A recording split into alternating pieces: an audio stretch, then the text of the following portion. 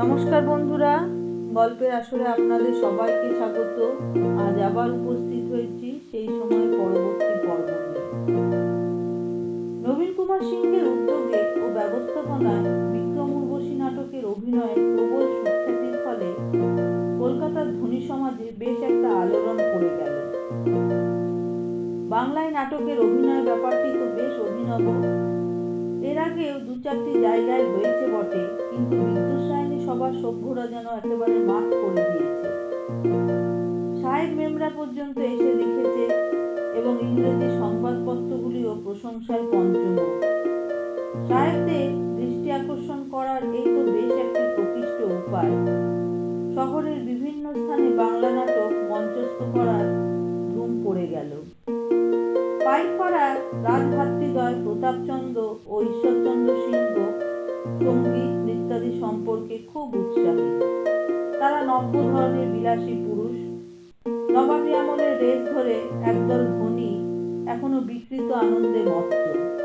চূড়া, পার্বণিতা ও কদর্য রস ছাড়া তাদের তৃপ্তি হয় না। নব্য ধরনের বিলাসী পুরুষরা পছন্দ করেন না ওসব, কিন্তু রুচিশীল আমোদ প্রমোদে অজস্র অর্থ ব্যয় করতেও তারা কুণ্ঠিত নন। দেশীয় সংস্কৃতির উদ্ধার, সমাজ ও ধর্ম সংস্কার, বিদ্যালয় স্থাপন ও নারী শিক্ষার প্রসার, এইগুলিই নতুন আমোদ প্রমোদ। তার সঙ্গে যুক্ত হলো বাংলা নাটকের অভিনয়। স্বদেশ ও মাতৃভাষার উন্নতি ব্যাপারে চিন্তিত হয়ে এরা পরস্পরের মধ্যে ইংরেজিতে চিঠি চালাচালি করে এবং এইসব বিষয়ে সাহেবদের কাছ থেকে বাহবা না পেলে বড় অধীর হয়ে পড়ে। রাজা প্রতাপচন্দ্র ও ঈশ্বরচন্দ্র সিংহ প্রিন্স দ্বারকানাথ ঠাকুরের সুবিখ্যাত বেলগাছিয়া ভিলা ক্রয় করেছেন এবং সেখানে আওয়ার ওন ক্লাব নামে একটি সঙ্গীত ও যন্ত্রবাদনের প্রতিষ্ঠান স্থাপন করেছেন। দেশের কৃতবিদ্য ব্যক্তিরা সেখানে সপ্তাহে কয়েকটি সন্ধ্যা আসেন সঙ্গীত সুধালহরী আস্বাদনের জন্য। এবার তারা ঠিক করলেন একটি মৌলিক বাংলা নাটকের মঞ্চাভিনয় করবেন নিজেরাই। অকালপক্ষ যুবক নবীন কুমার সিংহ নিজে সংস্কৃত থেকে বাংলায় অনুবাদ করেছে বিক্রম উর্বশী। কিন্তু বেলগাছিয়া ভিলা ক্লাব সভ্যদের কারোরই বাংলা গান এমতো নয় যে একটি বাংলা নাটক খারাপ করতে পারবেন। তাই তারা গ্রহণ করলেন সম্প্রতি প্রসিদ্ধ নাট্যকার রামনারায়ণ তর্করত্নের রত্নাবলী। প্রবল উৎসাহে শুরু হলো মহড়া। গৌরদাস বসাক এই আওয়ার ওন ক্লাবের একজন সদস্য এবং তিনি অতিশয় সুপুরুষ ও সুকণ্ঠের অধিকারী বলে তাকে দেওয়া হলো একটি ভূমিকা। গৌরদাসও বেশ উৎসাহ পেয়ে গেলেন। মহড়া দেখতে অনেক বিদগ্ধ ব্যক্তি আসেন, অনেক উচ্চমার্গের কথাবার্তা হয়। রামগোপাল ঘোষের মতন প্রবীণ পুরুষেরা নানাবিধ পরামর্শ দেন। সময়টা বড় সুন্দর কাটে। বেশ কয়েকদিন মহড়া দেবার পর একটি প্রশ্ন উঠল। নাটক মঞ্চস্থ করার দিন ভুরি ভুরি রাজপুরুষদের নিমন্ত্রণ করা হবে, সাব্যস্ত হয়েছে আগে থেকে, কিন্তু সিপাহী বিদ্রোহের পর থেকে সাহেবরা এমন অগ্নিশর্মা হয়ে রয়েছেন, তারা নিমন্ত্রণ পেলেও আসবেন তো? বাংলা নাটকের তো কিছুই বুঝবেন না তারা। নবীন সিংহের বিক্রম উর্বশীতে তো সাহেবরা সাজ পোশাক আর মঞ্চের চাকচিক্যই শুধু দেখেছে, নাটকের কথা বস্তু কিছুই তারা হৃদয়ঙ্গম করতে পারেননি। তাও সেখানে এসেছিলেন গুটি কয়েকমাত্র সাহেব। রামগোপাল ঘোষ বললেন, একটা কাজ করলে হয়। এই নাটকের যদি একটি ইংরেজি অনুবাদ করিয়ে এবং ছাপিয়ে আগে থেকে সাহেবদের মধ্যে বিতরণ করা যায়, তাহলে সাহেব দর্শকরা নাটকের কাহিনীটিও সম্যক অবগত থাকবেন, অভিনয় অনুসরণ করতে অসুবিধা হবে না। অতি উত্তম প্রস্তাব, কিন্তু কে করবে সেই অনুবাদ? রামগোপাল ঘোষ স্বয়ং করলেই কি সবচেয়ে ভালো হয় না? রামগোপাল ঘোষ হেসে বললেন, আমি বড়জোর উগ্র ভাষায় কোনো প্যামফ্লেট রচনা করতে পারি, নাটক কাব্যে হাত দেওয়ার স্পর্ধা করি না, ওরসে আমি বঞ্চিত। তখন গৌরদাস বললেন, আমার এক বন্ধুর সাথে এ ব্যাপারে কথা কয়ে দেখতে পারি, সে রাজি হলে এই কাজ সে ভালোই পারবে। রাজা ঈশ্বরচন্দ্র জিজ্ঞেস আপনার বন্ধুটির নাম কি?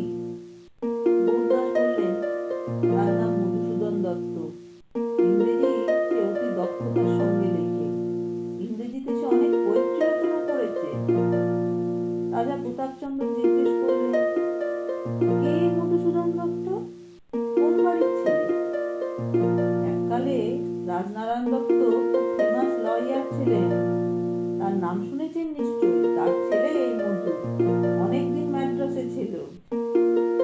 ঈশ্বরচন্দ্র বললেন, হ্যাঁ, ছাত্র বয়সে আমি ওর নাম শুনেছি বটে। খুব ডাকসাইটে ছাত্র ছিলেন। কেরেস্তান হয়েছিলেন না? মাইকেল না কি যেন নতুন নাম হলো। গৌরদাস বললেন, হ্যাঁ তিনি। নাগগোপাল বললেন, আমিও এর কথা শুনেছি। প্যারির ভাই কিশোরীর বাগান বাড়িতে কিছুদিন স্টে করেছিলেন। তা তিনি বাংলা জানেন না? পাক্কা সাহেব। তিনি বাংলা নাটক কিভাবে ট্রান্সলেট করবেন? গৌরদাস বললেন, তিনি বাংলায় একেবারে অজ্ঞ নন। ইচ্ছে করে লোক সম্মুখে বাংলায় কনভার্স করেন না। ইদানিং তিনি সংস্কৃত চর্চা করছে, তাই বাংলা নাটক বুঝতে তার খুব একটা ডিফিকাল্টি হবে না। প্রতাপচন্দ্র বললেন, দর্শক ভায়া যখন বোধ করছেন যে এই ব্যক্তি এই কাজ ভালো পারবেন, তাহলে সেই মতোই চেষ্টা করা যাক। বসাক ভাইয়ের উপরেই ভার রইল। একদিন সেই বন্ধুটিকে এই মহড়ায় নিয়ে আসুন বড়। মধুর সঙ্গে অনেকদিন দেখা হয়নি গৌরদাসের। এই উপলক্ষে একদিন গেলেন মধুর চিৎপুরের বাড়িতে। যে ব্যক্তি প্রথম যৌবনেই নিজেকে মহাকবি বলে ঘোষণা করেছিল, বন্ধুদের বলেছিল একদিন তারা তার জীবনী রচনা করবে, সেই মধুসূদন এখন পুলিশ আদালতের একজন সামান্য দোভাষী মাত্র। কবিতা রচনা একেবারেই পরিত্যাগ করেছে।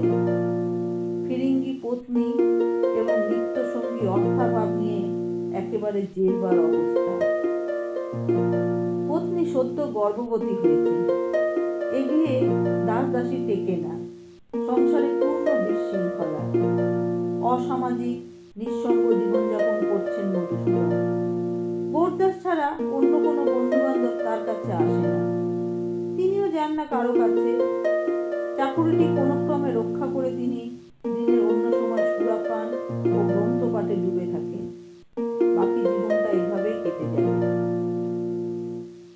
গৌরদাসকে দেখে মধুসূদন বললেন, তুমিও Gourdas?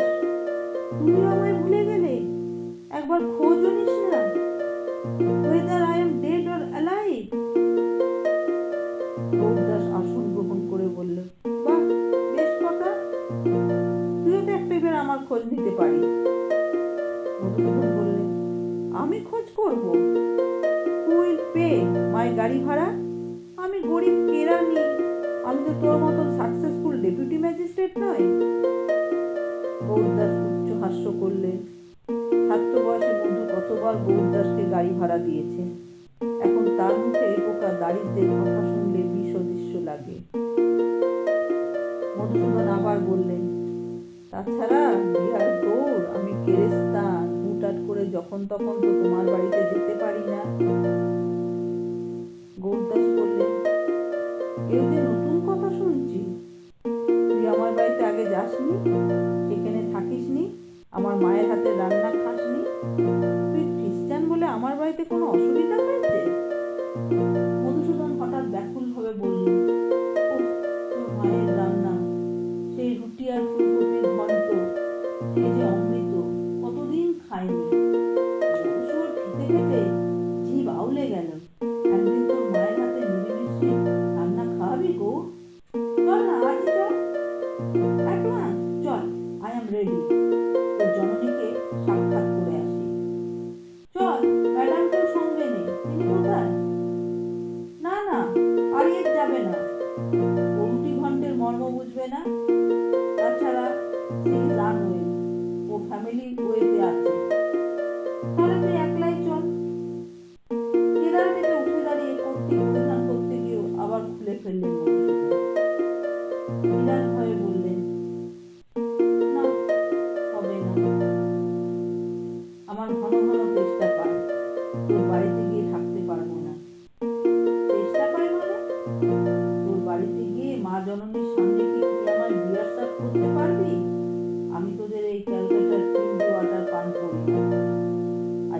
Take water at all. আমি জলের বদলে বিয়ার পান করি। তুই একেবারেই জল খাস না? এই কন্টামিনেটেড ওয়াটার খেয়ে কি শেষে ওলাওটায় মরবো বলতে চাস? না না, সে কি হচ্ছে না। আশ্চর্য কাণ্ড, এই জল খেয়ে আমরা বেঁচে আছি কি করে? তোদের সহ্য হয়, তোদের হিন্দু পেটে গঙ্গার জলে সব শুদ্ধ হয়ে যায়। গত মাসে আমি পেট ব্যথায় খুব ভুগলাম। বাপরে বাপ, লিভার, স্প্লিন, কিডনি যেন ছিঁড়ে বেরিয়ে আসে। তোর এই রোগের কথা জানতুম না তো। চিকিৎসা করিয়েছিস? না, আমার বেশ খুব ভালো একজন কবরেজ আছেন, পেটের ব্যামোর মুখ্য দাওয়ায় দেন। মধুসূদনের মুখমণ্ডলে যেন একটি দারুণ বিভীষিকার চিহ্ন ফুটে এলো। দুই ভুরু উত্তোলিত করে তিনি বললেন, কবরেজ? হাউ হরিবল! আমি করাবো কবিরাজি চিকিৎসা? দোজ কোয়াক্স! তুই ভুলে যাস না গৌর, আমি তোদের একজন রাজার জাতের মানুষ। আমি আনসিভিলাইজড হতে পারি না, তবে তো যা কিছু কর। কিন্তু পেটের ব্যথা পুষে রাখা মোটেই সিভিলাইজড কাজ নয়। ওসব কথা থাক। এতদিন ফিক্স খাওয়ার হয়ে কোথায় ছিলিস? আমার একটা নতুন নেশা হয়েছে। বেলগেছিতে পাইক পাড়ার রাজাদের সঙ্গে আমরা নাটক করছি। নাটক? কি নাটক? তারা যেন মার্চেন্ট অফ ভেনিস করছে শুনেছি বটে। আমাদের নাটক বাংলা। বাংলা? সে তো যাত্রা। তুই শেষ পর্যন্ত গেয়েও যাত্রায় মেতেছিস গো। ছি ছি, এই তোর নতুন নেশা? যাত্রা কেন হবে? ইউরোপীয় ঢঙে নাটক, স্টেজ বাঁধা হবে, পেছনে ব্যাকড্রপ, দুপাশে প্রসেনিয়াম, সামনে ফুটলাইট থাকবে, কোনো হ্যাজাক বাতি, শাশুড়ি থিয়েটারে যেমন দেখেছিস। জ্বালালি তুই আমায় গৌর। ওসব কথা থাক, তুই অন্য কথা বল। অন্য কথা বললে তো চলবে না। আমরা তোর থেকে একটু সাহায্য চাই। আমাদের নাটকটি তোকে ইংরেজিতে ট্রান্সলেট করে দিতে হবে, ইংরেজ দর্শকদের জন্য। শুনেছি যারা ভাং খায় তারা অনেক উদ্ভট্টি কথা বলে। তুই কি আজকাল ওইসব নেশাও ধরেছিস নাকি? যদি নেশা করতেই হয়, আমার মতন সিভিলাইজ নেশা। কেন? উদ্ভট্টি কি বললে? ইংরেজদের খুশি করার উপযোগী ইংরেজি তোর মতন আর কে লিখতে পারবে? নো ডাউট, আমার থেকে ভালো ইংলিশ আর কেউ লিখতে পারে না। বাট হোয়াট ইম্পর্টেন্ট, আমি ট্রান্সলেট করবো বাংলা থেকে ইংলিশে। বড় ভাষা, গ্রেট ল্যাঙ্গুয়েজ থেকে ছোট ভাষায় ট্রান্সলেশন হয়, যেমন হয় ইংলিশ থেকে বাংলায়। কিন্তু মধু, এটা যে আমাদের দরকার। তুই সাহায্য না করলে। আমি সরি গৌর, এই ধরনের প্রস্তাব দিয়ে তুই আমায় ইনসাল্ট করিস না। কিন্তু আমি রাজাদের কথা দিয়েছি, তুই নাটকটা একবার অন্তত নেড়ে চেড়ে দেখ। আমি বইটার কপি আনিয়েছি। কে লিখেছে ওটি? রামনারায়ণ তর্করত্ন। তিনি আবার কি? কোনো তুলো পণ্ডিত নিশ্চয়। তুই নাটকে রামনারায়ণের নাম শুনিসনি? ফুলের ফুল সর্বস্ব লিখে খুব নাম করেছেন। তুই ভারী মজার কথা বলতে পারিস গৌর। তাকে তো এই নেটিভ ল্যাঙ্গুয়েজ, তাতে লিখে আবার নাম করা। তুই যতই হাসিস মধু, নেটিভ ল্যাঙ্গুয়েজদেরও কদর বাড়ছে। দেখ, কালীচাঁদ বাবু, টেকচাঁদ ঠাকুর এই পেন নাম নিয়ে আলালের ঘরে দুলাল নামে নোবেল ছাপলেন। আমাদের দেশে প্রথম নোবেল, খুব বিক্রি হচ্ছে সে বই। তারার মুচিরাও আজকাল দুপাত বাংলা শিখেছে। তারা বই ছাড়া কি বই পড়বে বল? কি বা বুঝবে? গৌরদাস রত্নাবলী নাটকটির একটি কপি তার হাতের মোড়ক খুলে বার করে বললেন, একবার একটু পড়ে দেখ, শক্ত কিছু নয়, তোর পক্ষে ট্রান্সলেট করা খুব সহজ। মধুসূদন অতি অবজ্ঞার সঙ্গে বইটি নিয়ে প্রথম পাতা খুললেন। তারপরে নাক বেঁকিয়ে বললেন, ও, একে তো বাংলা ভাষা একটা কুইন্টিল, তার উপর এর প্রোজ আবার দুচক্ষের দুই। প্যারিবাবুই বলো আর বিদ্যাসাগরই বলো, কারুর প্রতি আমার এই স্টমাক ডাইজেস্ট করতে পারবে না। বইটা গৌরদাসের কোলের ওপর ছুড়ে দিয়ে মধুসূদন বললেন, অবনকাস রচনা, দুচ্ছত্তর পড়েই বুঝেছি। Please forgive me Gour, I beseech you. Gourdas বইটি মুড়ে রাখলেন, তারপর একটি দীর্ঘশ্বাস ফেলে বললেন, তুই কিশোরীচাঁদ বাবুর বাগান বাড়িতে একদিন প্যারিবাবুর সামনে জাপ করে বলেছিলি যে বাংলাতে কত ভালো লেখা যায় তা তুই নিজে দেখিয়ে দিবি। তখন ভেবেছিলুম বাংলার প্রতি তুই মনোযোগী হবি।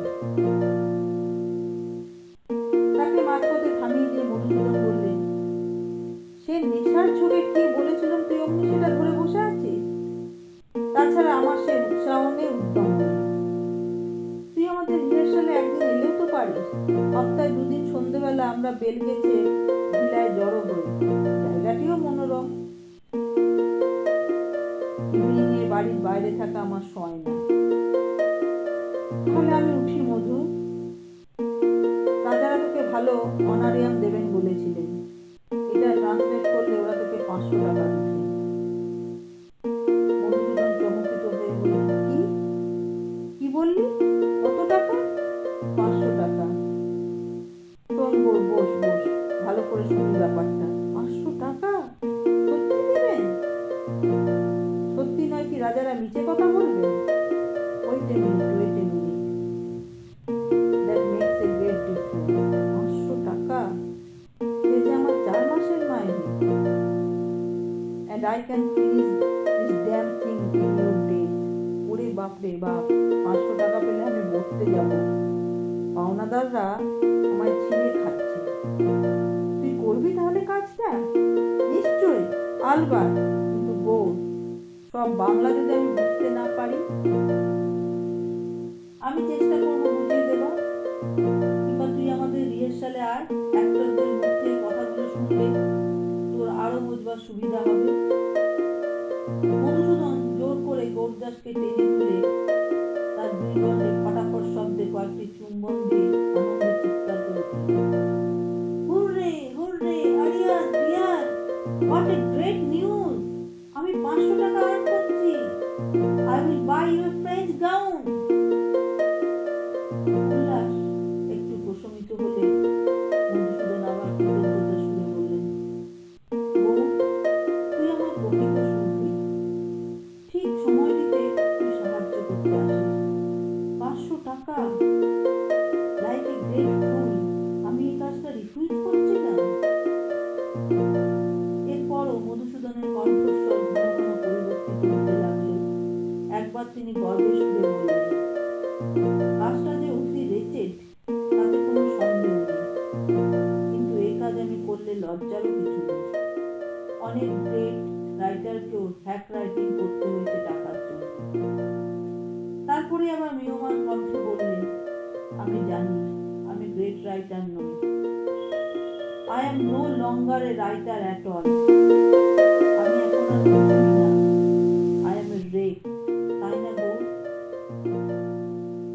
খোলস ছাড়া নতুন প্রাণীর মতন অন্ধকার গুহা ছেড়ে কারুর বাইরে আলোকিত জগতে আসার মতন লোয়ার চিৎপুর রোডের বাড়ির স্বেচ্ছা নির্বাসন ছেড়ে বেলগাছিয়া ভিলার বিশিষ্ট জনসমাগমে একবার এসে পড়ার পর মধুসূদনের জীবনে একটা বেশ পরিবর্তন এলো। মানসিক জড়তা কেটে গেল, ফিরে এলো তার কর্মের উদ্যম, জেগে উঠল তার অহংকারী সত্তাটি। সকলের মধ্যে নিজেকে শ্রেষ্ঠ মনে করা কিংবা আলাপচারির সময় তিনিই শুধু কথা বলবেন, অন্যেরা শুনবে, যৌবনের এই স্বভাবটি যেন আবার ফুটে উঠল মধুসূদনের মধ্যে।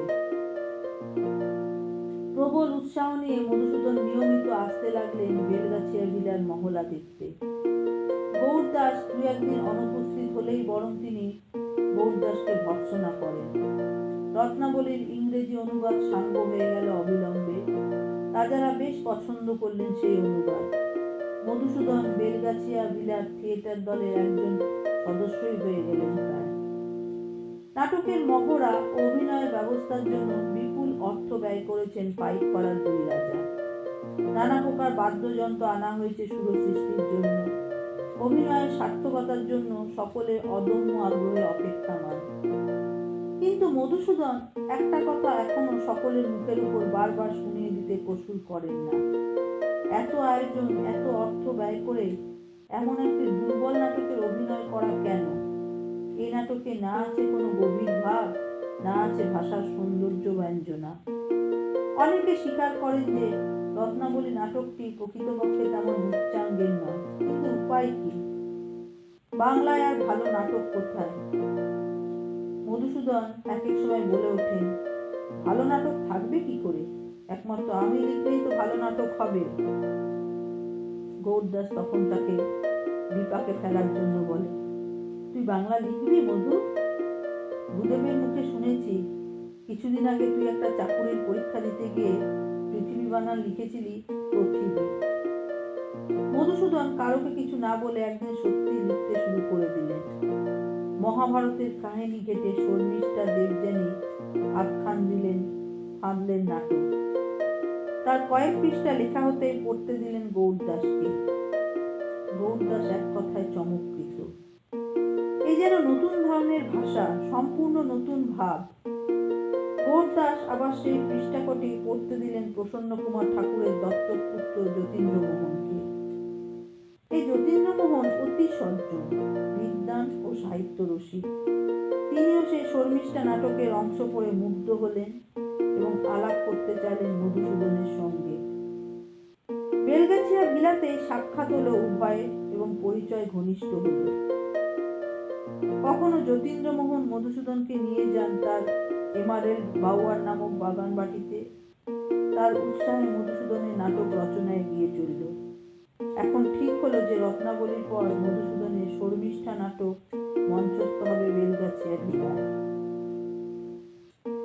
বাংলা কবিতা সম্পর্কে একদিন কথায় কথায় মধুসূদন বললেন, অমৃতাক্ষর ছন্দেই একমাত্র বাংলায় সার্থক ও দৃঢ় সম্বদ্ধ কবিতা রচিত হতে পারে। যতীন্দ্রমোহনের ধারণা বাংলার মতো দুর্বল ভাষায় অমৃতাক্ষর ছন্দ সহ্য হবে না। অন্য একজন বললেন, বাংলার চেয়ে ফরাসি ভাষা অনেক বেশি সমৃদ্ধ, কিন্তু সে ভাষাতেও অমৃতাক্ষর ছন্দ নেই। সুতরাং বাংলায় তার প্রয়োগ তো আরো দুষ্কর। দুই একজন তো আগে চেষ্টাও করেছেন, পারেননি। মধুসূদন সগর্বে বললেন, যদি কেউ পেরে থাকে একমাত্র একজনই পারবে, আমি ছাড়া আর কেউ নেই। বাংলা ভাষার জননী সংস্কৃত ভাষাতেই তো অমৃতাক্ষর ছন্দ আছে, বাংলাতে থাকতে পারবে না কেন? যতীন্দ্রমোহন বললেন, আপনি লিখবেন? তাহলে সেই বই মুদ্রণের ব্যয়ভার আমি বহন করব। কয়েকদিনের মধ্যে মধুসূদন তিলোত্তমা সম্ভব নামে এক কাব্য রচনা শুরু করলেন এবং তার প্রথম স্বর্গ পড়তে দিলেন যতীন্দ্রমোহনকে। যতীন্দ্রমোহন সে রচনা পড়ে ধন্য ধন্য করতে লাগলেন এবং সাগ্রহে সে রচনা দেখাতে লাগলেন অন্যদের। সকলেই মুগ্ধ। এ এক সত্যিকারের নতুন স্বাদের কবিতা। প্রশংসায় মধুসূদনের সবসময় আত্মাভিমান বৃদ্ধি পায়। তার প্রতিবার অগ্নিতে প্রশংসা যেন ঘৃত। এর অভাবে তা ঠিক মতন জ্বলতে পারে না। এতদিন পর কলকাতার উচ্চ সমাজের এক অংশে মধুসূদন ক্রমশ উজ্জ্বল থেকে উজ্জ্বলতর হয়ে উঠতে লাগলেন। রত্নাবলী মঞ্চাভিনয়ের দিন সমাসন্ন। তার আগে একদিন চূড়ান্ত মহড়া উপলক্ষে বিশিষ্ট কয়েকজন অতিথিকে আহ্বান করা হয়েছে। মধুসূদন অন্তরে খুব চঞ্চল হয়ে আছেন, কবে রত্নাবলীর পালা চুকে যাবে, তারপর তার স্বরচিত নাটকের মহড়া শুরু হবে। আজ মধুসূদন বেশ সুসজ্জিত হয়ে এসেছেন এবং অল্প সুরাপান করে শরীরটিকে চাঙ্গা রেখেছেন। একসময় তার মনে পড়ল, পাইকপাড়ার রাজাদ্বয় আজ যেন তাকে ঠিক তেমন সমাদর করছে না। অন্য একজন অতিথিকে খাতির করতেই ব্যস্ত। রাজাদের সঙ্গে সেই ব্যক্তিটি বসে আছেন একেবারে সামনের সারিতে, পরনে ধুতি এবং মোটা সুতোর চাদর, পায়ে চটি, মাথার সামনের অংশ কামানো। লোকটির বয়স 40-এর কাছাকাছি। পোশাক ও চেহারা দুই বিশিষ্ট ব্যক্তিদের পাশে বেমানান। মধুসূদন একসময় জিজ্ঞেস করলেন, এই লোকটি কে হে গৌর? গৌরদাস সেদিকে চেয়ে বললেন, সে কি, ওকে চিনিস না? উনিই তো স্বনামধন্য বিদ্যাসাগর মশাই। মধুসূদন মৃদু হাস্য করে বললেন, ও ইনি তিনি, সেই বিধবা কাণ্ডারি। তার চেহারাখানা তো দেখছি আমারই মতন প্রায়, কন্দর্পকেও হার মানায়। আমি ভাবলাম বুঝি কোনো পালকি বেহারা ভুল করে গিয়ে ওখানে বসে আছে। গৌরদাস বললেন, ওর চোখ দুটো তো দেখিসনি, তাহলে বুঝতিস, একেবারে বীরসিংহের খাঁটি সিংহ। চ, তোর সাথে পরিচয় করিয়ে দিই। মধুসূদন বললেন, না না, আমার আর পরিচয় করার দরকার নেই। অমন মহাপণ্ডিতের সঙ্গে পণ্ডিতি বাংলায় আমি কথা কইতে পারবো না।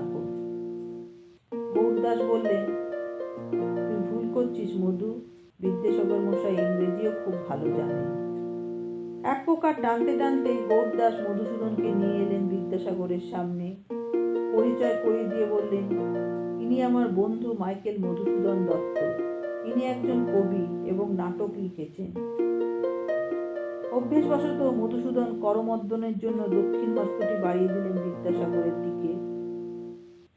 বিদ্যাসাগর বয়সে মধুসূদনের চেয়ে মাত্র বৎসর চারেকের বড়, কিন্তু মধুসূদনের মুখমণ্ডলে এক প্রকার শিশুসুলভ চাপল্য আছে। সেই তুলনায় বিদ্যাসাগরের মুখের রেখাগুলি অনেক পরিণত, চোখের দৃষ্টি স্থির, তার আত্মাভিমান অপরের প্রশংসার অপেক্ষা রাখে না। তিনি এই ইংরেজি পোশাক দুরস্ত কৃষ্ণকায় মানুষটির মুখের উপর তার অচঞ্চল দৃষ্টি স্থাপন করলেন। তিনি মধুসূদনের প্রসারিত দক্ষিণ হস্ত গ্রহণ করলেন না, নিজের দুই করতল যুক্ত করে কপালে ঠেকিয়ে বললেন, নমস্কার। আর দ্বিতীয় কোনো বাক্য বিনিময় হলো না তাদের মধ্যে।